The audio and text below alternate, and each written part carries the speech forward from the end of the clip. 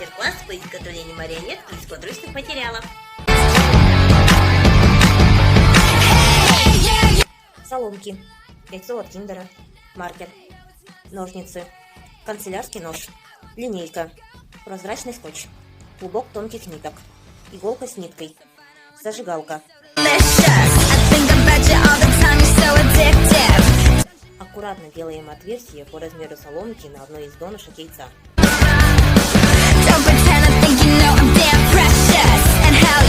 Сделали отверстие.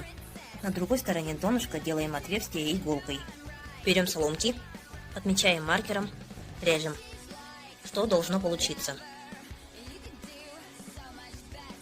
Берем длинную соломку, припаиваем один конец зажигалкой. Продеваем соломку через отверстие. Должен получиться такой чупа-чупс. Припаянный конец внутри.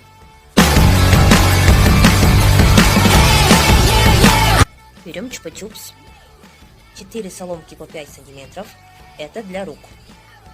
4 соломки по 6 сантиметров для ног. 2 соломки по 6 сантиметров для тела.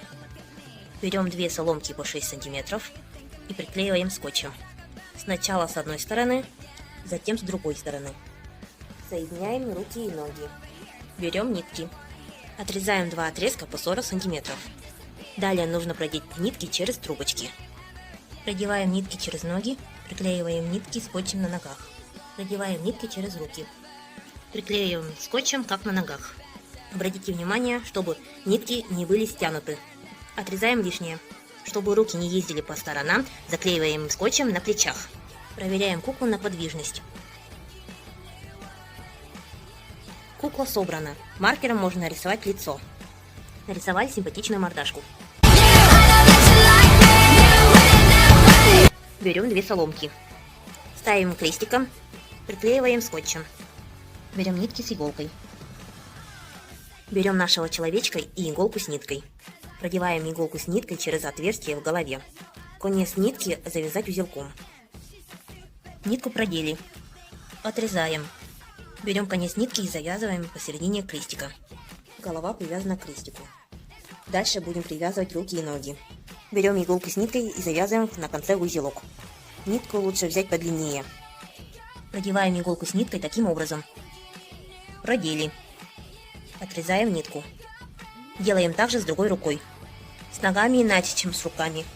Продеваем иголку с ниткой через колено. Делаем так же с другой ногой. Все нитки продеты.